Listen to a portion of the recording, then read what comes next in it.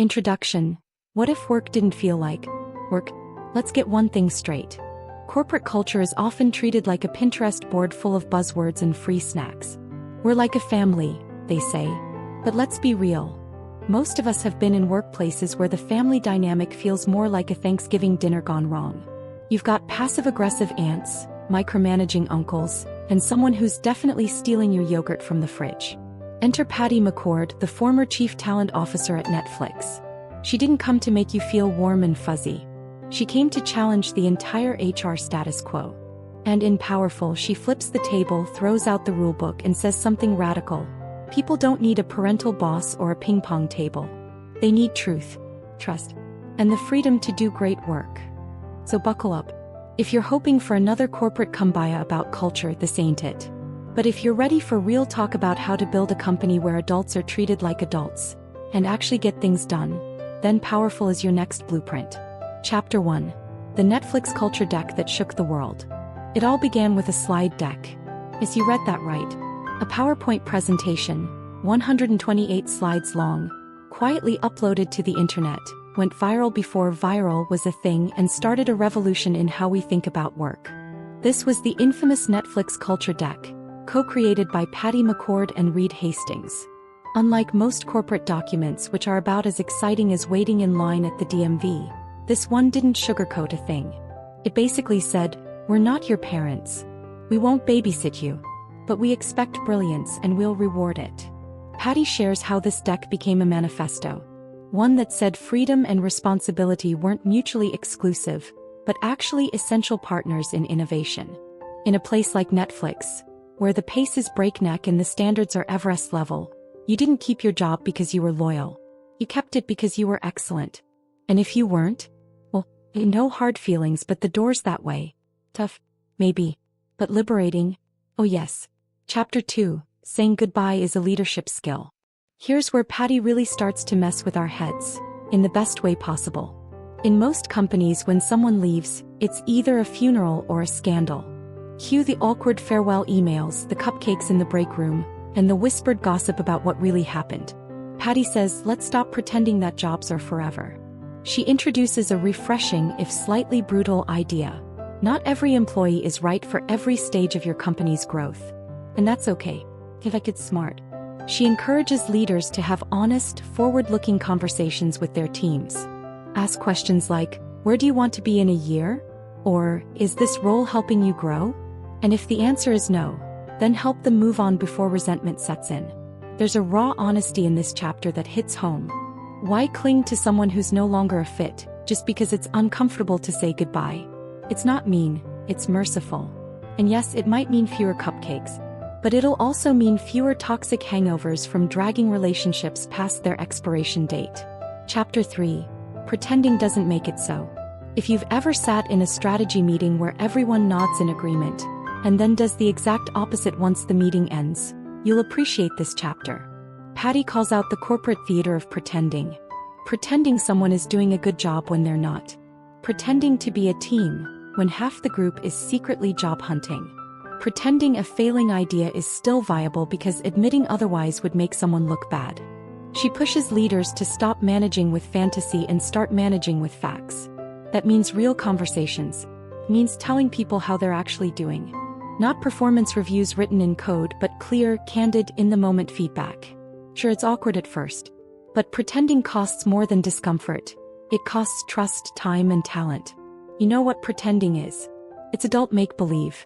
And your company isn't a kindergarten. Chapter 4. Every single employee should understand the business. Patty drops a knowledge bomb in this chapter.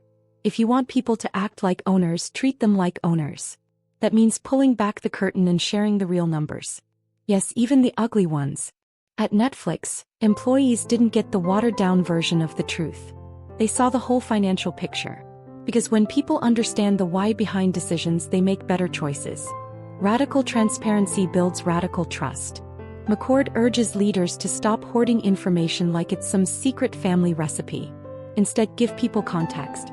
Teach them how the business works. Let them connect the dots. It's like giving someone the map before asking them to drive. Revolutionary, right? Chapter 5. The Art of the Great Hire. Spoiler. It's not about ping-pong skills. Hiring is not speed dating. But you wouldn't know that by how some companies handle it. Patty turns the hiring process inside out. Forget about culture fit, resumes that read like haikus and robotic interviews. Instead, she focuses on hiring for what you need next, not what you needed yesterday. She tells stories of hiring brilliant misfits, people who didn't look like obvious choices, but had the skills and mindset to solve tomorrow's problems. The clarity, instead of fluffy job descriptions full of vague nonsense, must be a self-starter with a passion for synergy. She advocates for crystal-clear roles. What are the outcomes? What does success look like? What will this person build, fix, or change? Also, don't wait to build a pipeline when you're desperate. That's how you end up hiring Kevin from your cousin's soccer league who still thinks Excel is that green app. Chapter 6. Pay people what they're worth, not what you can get away with. Let's talk about money. Most companies treat compensation like an ancient secret. People whisper about raises. HR sends out vague charts. And meanwhile, Bob in accounting somehow makes more than Susan in product, even though Susan basically runs the place. Patty says, cut the crap. Pay people what they're worth on the open market. Period.